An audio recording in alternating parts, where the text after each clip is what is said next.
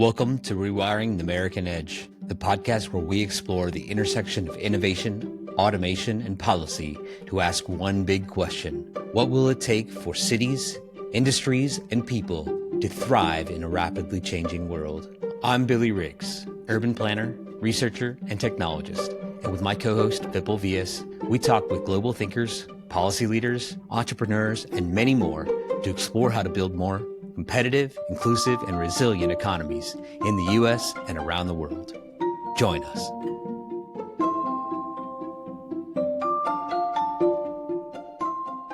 I'm Billy Riggs, if you've not tuned in before, and I'm joined by my co-host Vipul Vyas. Today we have the amazing co-director of the Autonomous Vehicles and the City Initiative, Dr. Henriette Cornet, joining us to talk autonomous vehicle systems. Vipul, you want to add anything else about what you hope to get out of this? But I definitely hope to hear about Dr. Cornet's recent trip to Hamburg at a global conference, the UITP conference, where they were talking about global trends in this industry. I think you guys are the experts, so I'm hoping to learn on this call, even though I can't help myself and will talk more than I should. She's always good for a knowledge bomb. Dr. Cornet? Yeah, and thanks for having me. I'm very looking forward to the discussion. Okay, well, maybe you could just start reminding us who you are and a little bit about your background in not only the AV industry, but a little bit about your background working with OEMs. And particularly, I know you've had a broad spectrum of experience, but you did work in a little bit in the sustainability space as well, and in battery tech and stuff like that. And we are interested in jobs across and the economy across the AV EV spectrum. And maybe you could just talk about your experience working in the vehicle tech space. Yeah, sure. I'm happy to. So yeah, Henriette Cornet, so saying with a French accent.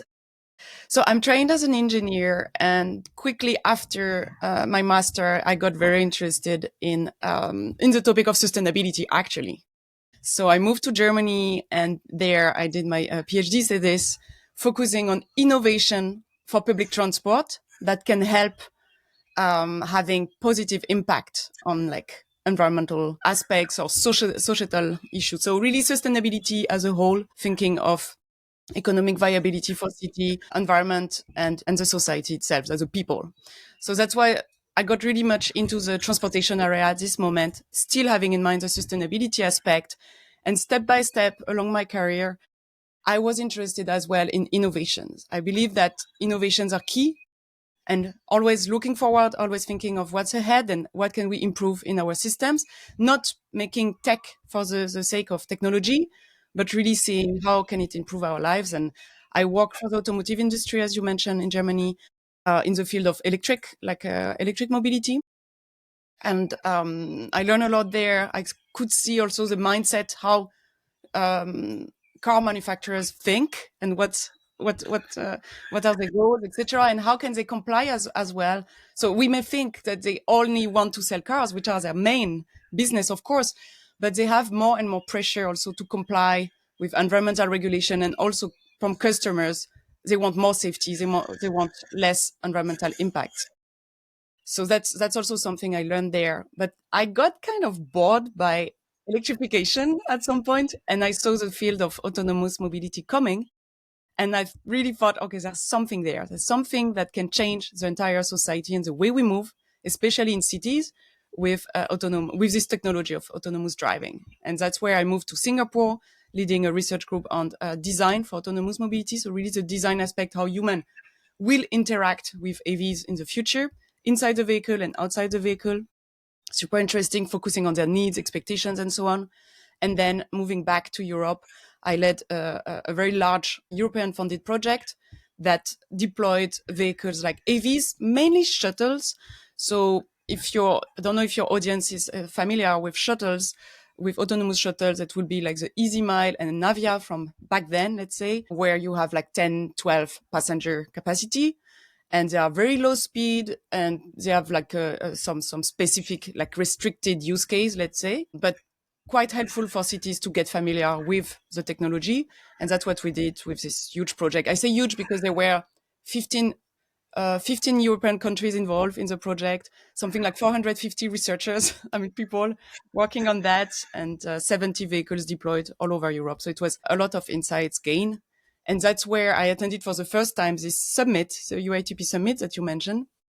And my role there was really to push public transit agencies to look at this technology and make sure that the discussion is not only led by automotive industry, that really public transport players know what's happening. Maybe if they don't develop the technology themselves, at least they can see the usage of their technology to serve their customers. So that since then, and after I moved to US, but since then I kept exactly this mindset in my work on advising cities, advising a public transit agency on how to make the best use of technology. And that's what I'm doing now in the US. I have my own company called Urban Innovate, focusing exactly on that, as well as on travel behaviors and how people choose different modes. And I'm also an adjunct professor at the University of San Francisco and co-directing with you, Billy, the AV and the ST initiative. It was a very long intro, sorry. Oh, that's fantastic. And we got lucky that we were able to slice away some of your time from directing or developing these cool projects or products, along with cool innovators like Vipul. So yeah, thanks for spending a little morsel of your talent with us at the Autonomous Vehicles in the City initiative. Vipul, any questions for Henriette before we dive into her recent experience representing us at the UITP Summit in Hamburg? Well, we talked about the role, Henriette mentioned the role of the actual automobile manufacturers. But what I would jump to mind for me was really it's one of the few industries. I mean, it's actually not true. I mean, you have the airline industry as well, where the industry is really dependent on public infrastructure. And public infrastructure is what makes it even possible. Otherwise, these industries would not be viable. And I don't know if that's often recognized. Like cars are an integral part of our lives because we've decided to invest massively to make them an integral part of our lives. And that decision can be changed. Mm-hmm. And I don't think people totally grasp that. I don't think, and maybe even the industry doesn't totally grasp that because it's been 100+ years since they themselves understood that with regard to other industries like light rail and helped to, and other radical forms of mobility such as walking, and they themselves kind of uprooted all that. So I think that is an interesting place to sort of for me to learn more is how that has changed and what change is possible and what change may just not be possible from a practical perspective as well. Yeah, that's a big one to start, I would say, because it has this component of public in terms of governmental decision and somehow politics as well behind, and then the industry and all the economic benefits that they want to get. And there are some tensions, let's say, that exist. And if you take the people with their needs, but people are also taxpayers, people are also voters.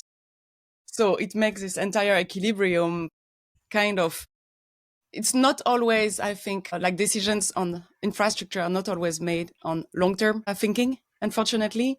And it's more like to please the very next needs that comes, and building more roads, more roads, more roads. I think there will be some limit at some point. And US being so broad and having so much space doesn't see that. But in Europe, we can see like scarcity of space. And that's where probably earlier we needed to think of, okay, other way to move people around, because we saw the limit of I wonder if it's a building more, more, scarcity. more roads. I actually think it's also a poverty of imagination. And you see that in people's reflexive reactions, whether that's in San Francisco with the closing of the Great Highway, whether that's congestion pricing in New York. There's an assumption that cars are so integral to our lives that they're essentially indispensable. And the idea of dispensing with them is morally outrageous and repugnant. Mm-hmm. And that's because we have so solidified our physical built environment, our culture, everything around this one device that it is tough to get anyone to think any other way. I mean, we have the high-speed rail project in California, which is probably poorly managed, has cost overruns. But most transit projects do, to be honest. But they don't get the kind of level of scrutiny because rail is viewed as a subsidy and roads are viewed as an investment. Mm-hmm. It really, I mean, the Dutch, I think people, I'll just, say this for the benefit of people who are less aware. The Northern Europeans, in many cases, Northern Germany, all the way into the Netherlands, people, well, those cities were old, and that's why they are like the way they are, and blah, blah, blah. Most of them were completely destroyed during World War II. So they're not necessarily that old per se. And they actually had a very US like development pattern until they decided they didn't like it. And the Dutch, I think, made a conscious choice. So the only thing I'll just say as my final thought there is there's conscious choices that are required. And if you don't understand what's in your possibility set, you're not going to feel like you have as many choices as you do. And that's what I think the US is characterized by generally. It's a decision. Yeah. So, Henriette, do you want to talk to us about what's happening in Hamburg and maybe what you learned, what you observed? Is there anything exciting coming down the pike in Europe that we can learn about? What does Europe need to learn from us? Yeah, that's kind of exactly what I've been focusing on these past years, having collaborate with US when I was in Europe and now vice versa. So yeah, it's very different approach with the two continents, let's say, even if you take North America as a largest part.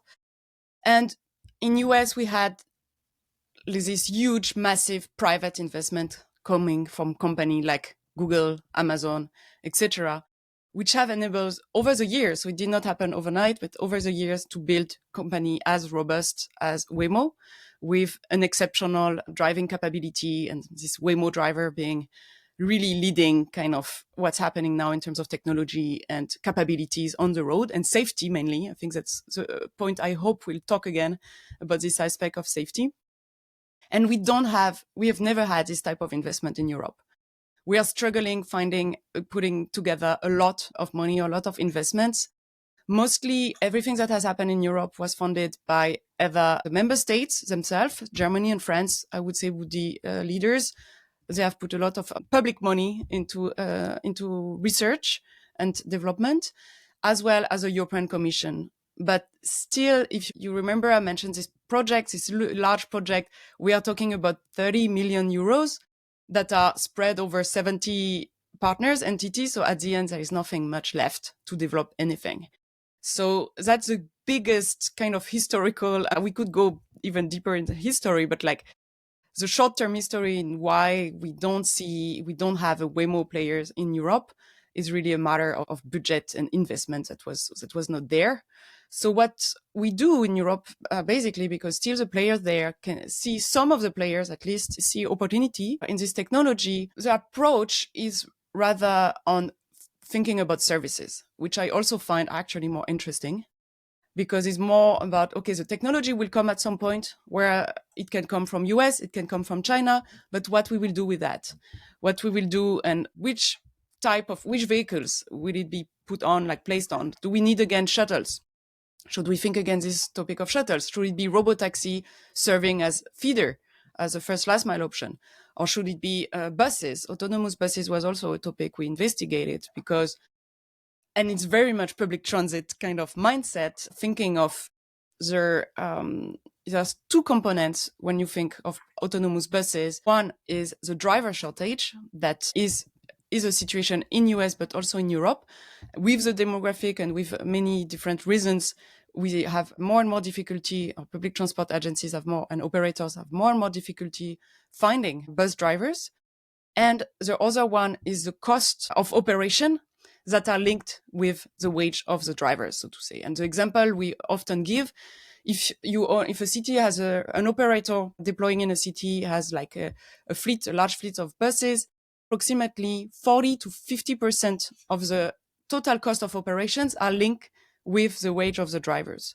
And when I say that, I'm not saying remove the driver and you get the 40, 50% kind of a cash or like money you can use somewhere else, because of course you will need people to do other job linked with autonomous mobility, but not having this 40 to 50% of your total cost linked with the wages of drivers gives you flexibility in spending the money at other places and other jobs, definitely, but in a more flexible way. And we hope also that a part of it can be reinvested in having maybe more vehicles, more frequency, more reliable services, etc. So you can make a transfer of cost that is not consumed entirely, like so to say, this part by the drivers. I hope I made myself clear, because I know it's a very, very touchy topic.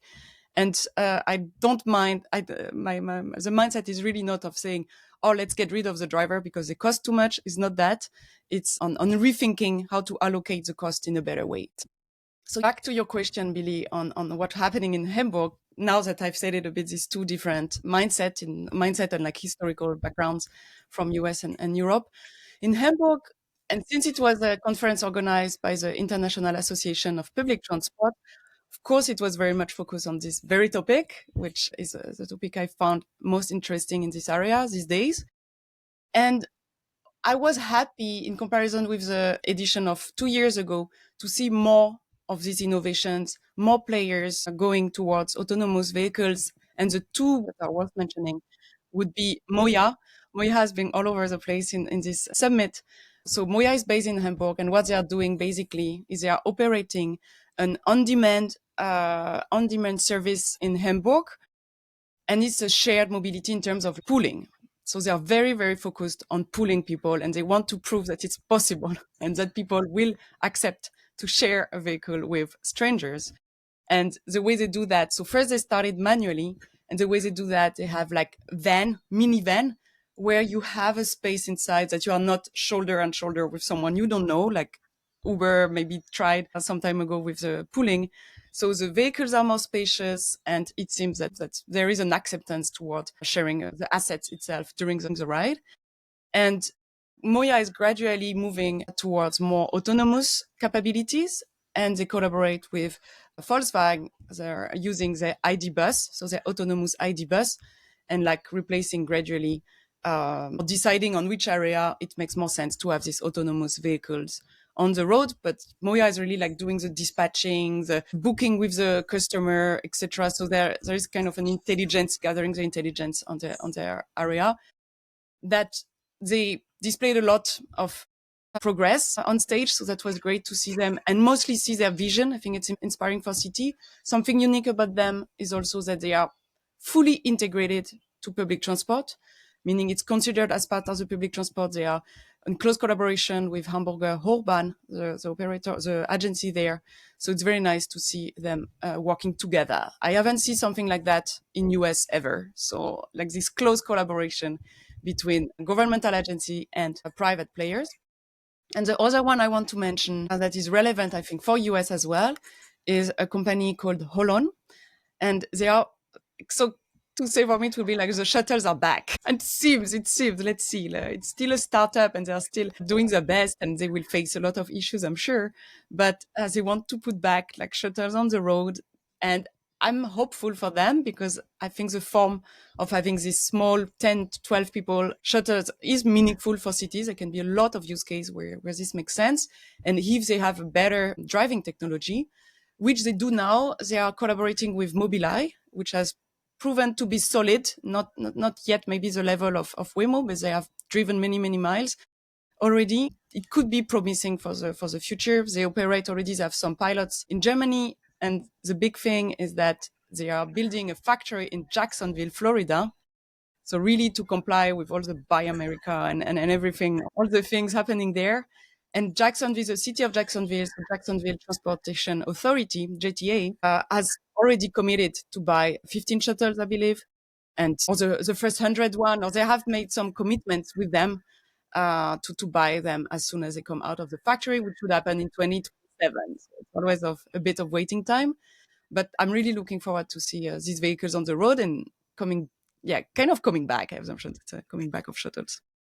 Well, I think that's cool, Henrietta. We'll see. Shuttle fan, I know. Shuttles have their place, right? And I think we talk a lot We talk a lot in the autonomous vehicles and the city initiative about how there's room for all of these tools in a public transportation system, whether or not it's a train for a high capacity train or a bus, a legacy bus system. But there's also room for autonomous shuttles and shared robotaxi services like we see in what Waymo and formerly Cruise were providing.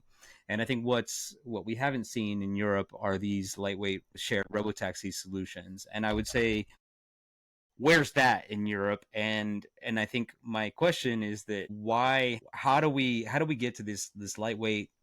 In Europe, we've seen AVs treated as public infrastructure, and in US, we've seen it as VC funded private services. Exactly. And that pathway has accelerated AV technology much quicker in the United States.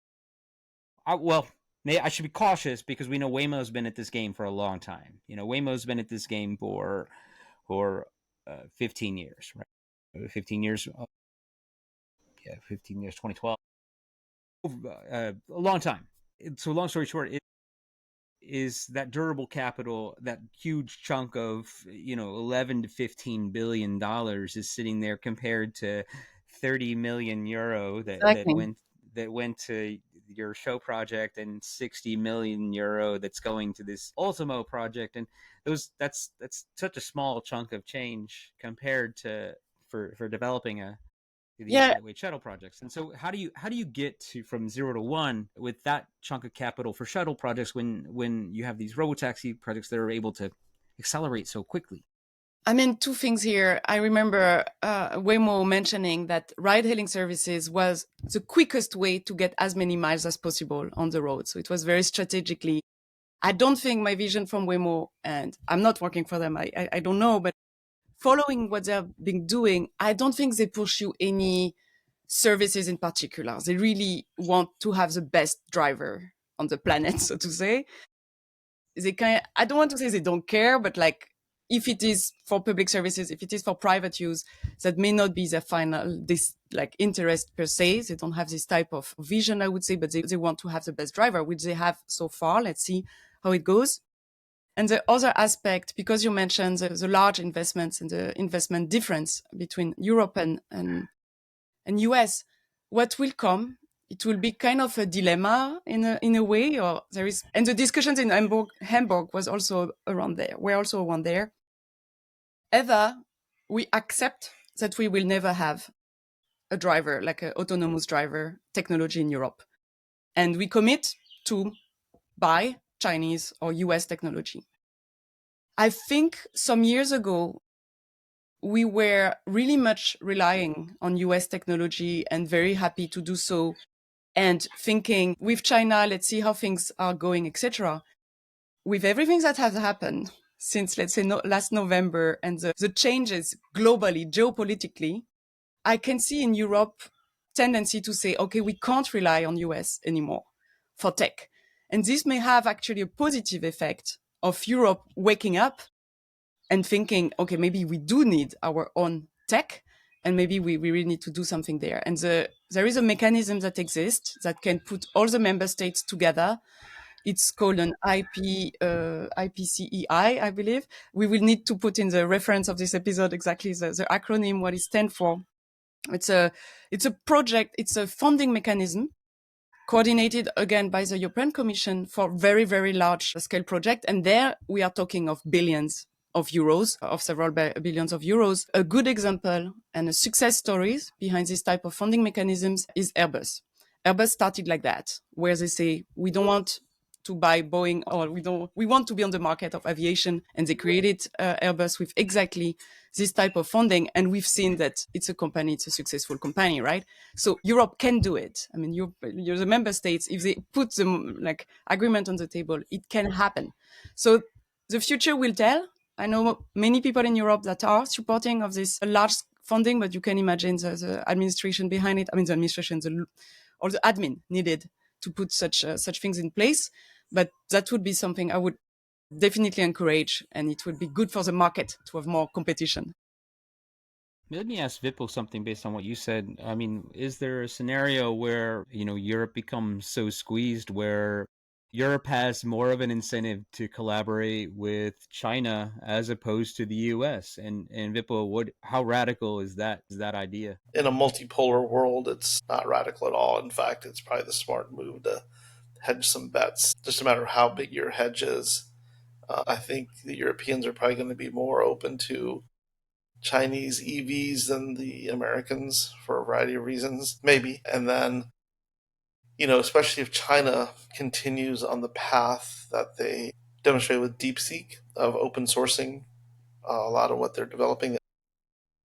And China's doing the open source path because the US has not been doing that, even though proclamations are doing so.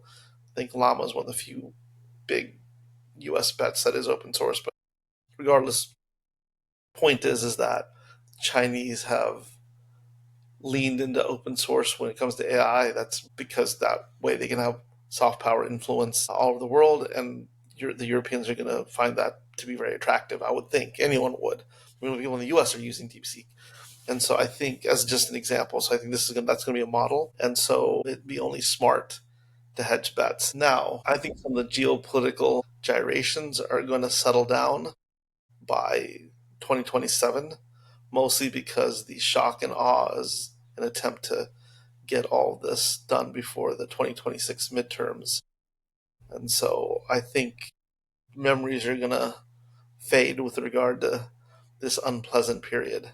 Um, but that being said, a few bets, a few paths are going to be taken that are going to be long standing and durable, which is China's leaning on open source AI to compete with the US, that being attractive to everyone, including the Europeans, and people adopting a lot of that technology. So that's a long winded answer to your question.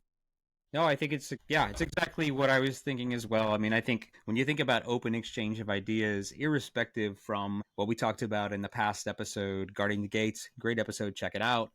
When we talk about security and we talk about, international exchange of ideas, it does accelerate our economies. And strategically, if the US is going to, start hoarding ideas, hoarding commercial enterprise from the rest of the world, it does behoove European countries to start trading with Asian countries. So I think, that would be a strategic move on behalf of any other foreign entity to begin free exchange with another polar entity. And that could accelerate their edge.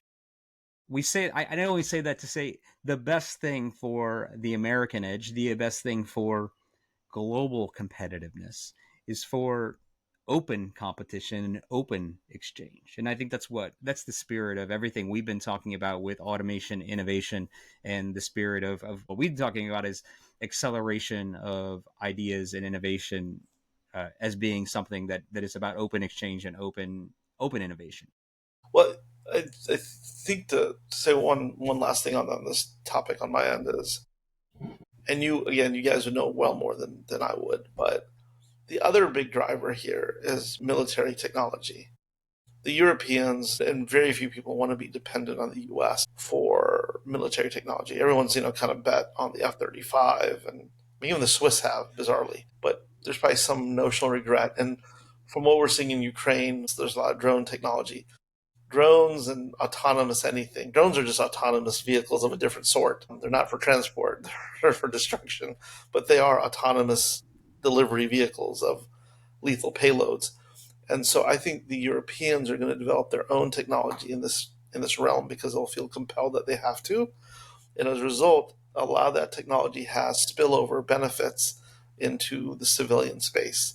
So I think by virtue of the increase of, up to doubling of military spending throughout a lot of Europe, by virtue of that, there's going to be a lot more tech that is homegrown, not just China versus US, but European developed and designed and conceived and built in Europe. I think that people underestimate. There's sort of an assumption that Europe's in a state of malaise.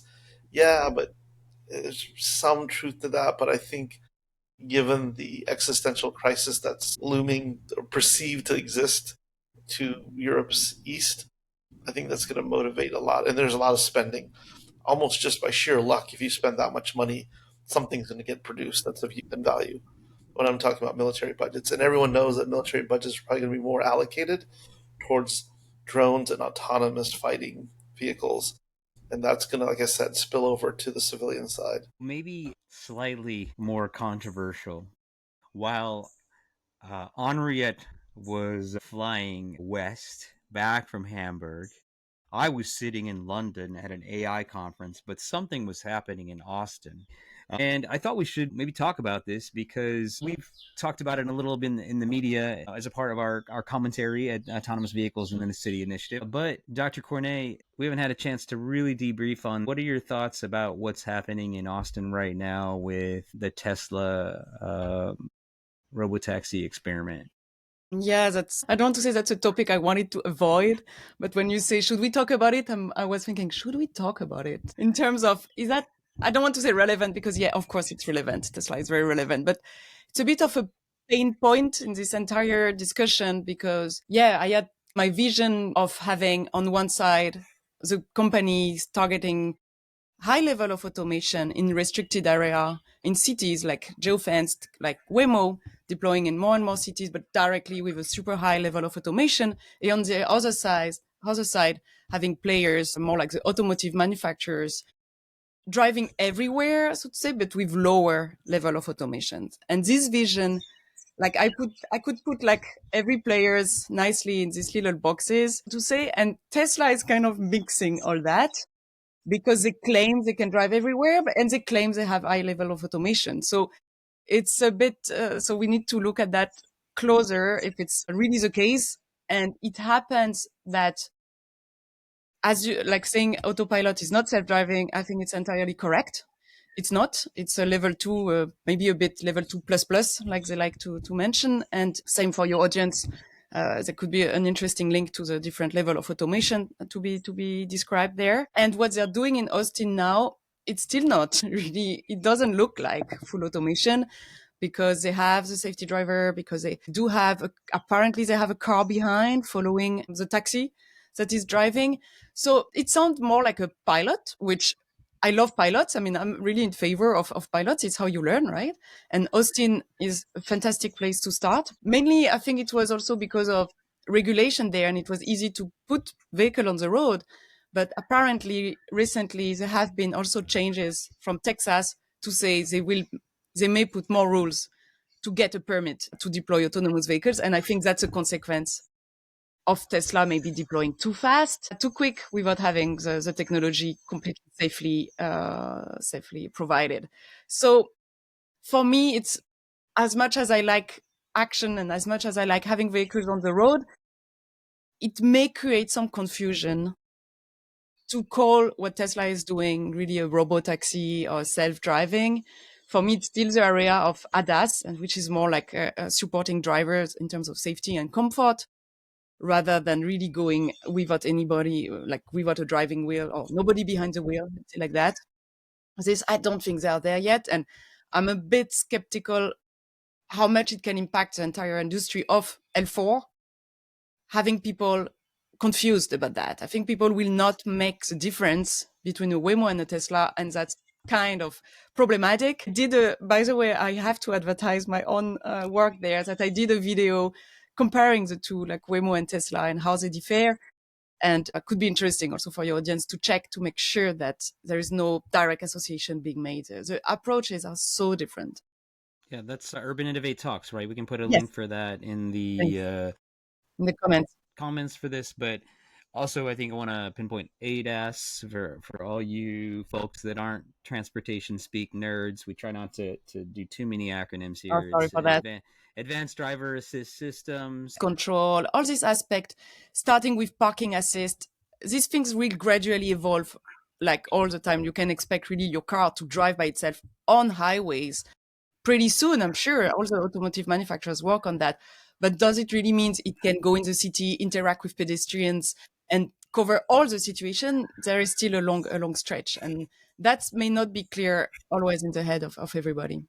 And I think one of the things that I'll dispel now is that if you're watching the news If you're sitting with your family, your kids, and they're saying, I saw in the news that Elon Musk delivered a Model Y. Somebody purchased a Model Y and he delivered it to their house. And that's really cool. There's probably a lot in there that's behind the scenes that you're not seeing. So I think we are actively skeptical. But I actually want to turn it over to Vipul because I was at an AI and ML conference and doing kind of refreshing my own programming and technical skills this past week. And I'm going to say, I have a lot of respect for the Tesla approach to self driving because it is an approach that says, hey, this is an approach where we can potentially have a very bold approach. I just don't think they can get there as fast as they say they can. I think it's probably a 10-year approach to self driving. And I'm going to say that because the traditional approach to self driving has been the what was called the DARPA challenge, and it was the defense, more of a robotics approach. There was the Defense Department had what was called the DARPA challenge, and basically all these nerdy MIT roboticists, they built these robots, and these robots got into this arena, and they would either race or they'd fight each other. And these were these computer scientists and roboticists, and they'd go in there, and these robots would duel one. And for a long time, it was just these nerds doing this stuff. And then they decided they'd all spin off and build these companies. Kyle Vogt was one of them who ended up and started Cruise. Kevin Peterson, who ended up and started Marble Robot, and then was one of the original people that actually worked on the trucking stuff for Waymo. And now he's got his own robot company. Chris Urmson, who's now CEO of Aurora, was also a part of that whole crew. So you can see a lot of these people who were originally part of this DARPA crew were the traditional roboticists. They didn't rely as much on software. They relied a lot on hardware. But then you get Elon Musk here that's like, I can do all this with software and basically skinny the hardware. Just do it all with cameras. And do it all with cheap, because I'm doing it with software. Now, is it possible? We don't know.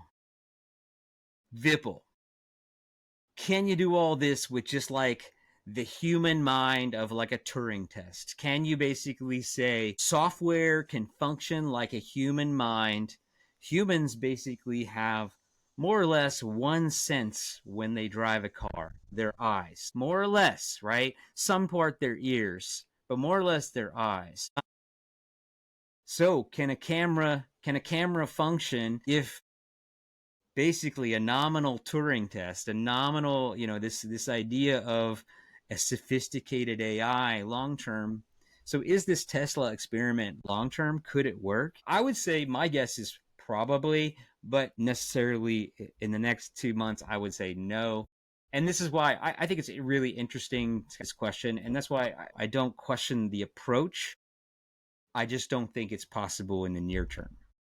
I don't know. First, I think that what they've done is they're moving towards this sort of unsupervised learning world where, in the past it's sort of like, okay, yeah, train the AI on a stop sign. What does that mean? How do you interpret it? How do you react to seeing that? How do you recognize it? And what do you do when you do recognize it? And they've gone into, let's just process all the driving data that we have. Let's just see what happens empirically when you have all these cameras on existing Teslas. If you had access to some of that data, you can say, here's how many millions of driven miles there are and what behavior there was in reality, and do less supervised learning. And theoretically, that approach lets you learn more faster. Yeah, they don't pre-map either. And so that's going to be the same kind of thinking that's going to go into Optimus, that humanoid robot. So this is not just for the purposes of autonomous vehicles, it's for autonomous anything. And that's how humans learn. They don't, to some degree, you have school, of course, which is much more rigid, but humans evolutionarily learn through lived experience. And that's essentially what this is lived experience. And what is different about human lived experience and AI lived experience is that my lived experience is my own, and I really can't easily tap into someone else's unless I'm invested in reading someone's biography, and even then, that's very limited. But, these machines can absorb the lived experience of hundreds of things, hundreds of people, millions of people, millions of other objects for that matter, like another Tesla and what it experienced through what it captured on its cameras and whatnot. And so ultimately, that is probably a better long term bet in terms of how to train these things. But to your point, it's not going to happen overnight, but it's probably going to be one of these things, very slow and then all of a sudden. Yep. But where we would intervene here is really at what cost. And when I mean cost, I don't mean dollars. I mean cost of people's life. That's what scared me with this approach. So doing trial and error where we are talking about road safety, I don't know. I have big limitation on that kind of approach. You have the same thing with the humanoid robot. What will it do to someone? I think there's the same risks. Yeah. Yeah, I mean, we should all go watch the I robot. unbridled, Murderbot series, right? What is Alexander Skarsgård gonna do in the next episode? We don't know. And I do have to go, but I think it's an interesting, this is a big subject. I think the other big thing with the AVs is just what do political leaders need to be thinking about in terms of the confluence of AI, transportation, built environment, electric vehicles, all those things, the convergence of those trends has massive implications that no one's really, I don't think, thought through very well. Yeah. There's a, Yeah. a huge business in helping people think through that, I think, but they just haven't. There's a lot of implications and paths that can be taken, and I think not doing anything is going to be a mistake. Fully agree with that. I think I like what you mentioned with this poverty of aspiration that exists here and there, unfortunately. And I really wish, and mainly I see that even more. I'm sorry, but I see that a bit more in the US, having such a gap between the industry and the public sector in general. And my field, like public transit authority, where there are some actors spread over the US, mainly in like rather big cities that are really like, you can see they have this innovators mindset and they want to know they want to benchmark the market. They want to know what's out there. When can they have things on the road, etc. But too many transit agencies are reluctant to innovate. And that's yeah, that's the worst because that it will just disappear. I mean, I think at some point public transit will just disappear Yeah, if you don't have this kind of looking yeah. forward mindset. People, you mentioned all this aspect of AI and everything that is happening, etc. But at the end, we are talking about quality of life, right? Like, what do we want in our city? How do we want to move around? How do we want people to have access to job, have access to health, access to leisure activities, and like this vibrancy that we have in so many cities? How do we want to keep that? And not everybody being completely, the worst model for me would be we're all at home watching Netflix, like a video on demand all day, and then we take our autonomous pod on our own somewhere else, and we like there is no social connection anymore. That is the default state, and the reason that's the default state is because what you described is the world that extracts the most wealth from the individual. That's the most efficient way to have a person part with their value, Yeah, right? Is to stick them in front of a TV for as long as possible, make them eat bad consuming stuff. ads. Yeah. It sounds like that other movie. Wally, No, the one idiocracy.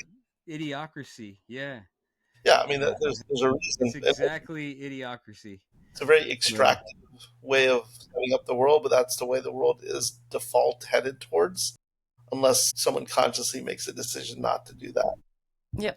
And I But I hope can the also, discussions we have would help a bit rethink of what we really want, so to say. but I think maybe I can summarize where we are too, and just say, and I think it's not just about automation. It's about kind of intelligence. And so as we're thinking about automation, it's about how we manage these fleets. It's about predictive maintenance, dynamic routing. It's about orchestration, but it's also about activating people, getting them out of the house, enlivening their lives, increasing livability, and making places better and more livable, connecting humans and reminding us that we're not robots. And I think if I was providing advice to city leaders, and maybe this can be maybe our final word, is it, I think what I heard from you all is that the worst action is inaction, and perhaps it's okay to be approximately right than precisely wrong.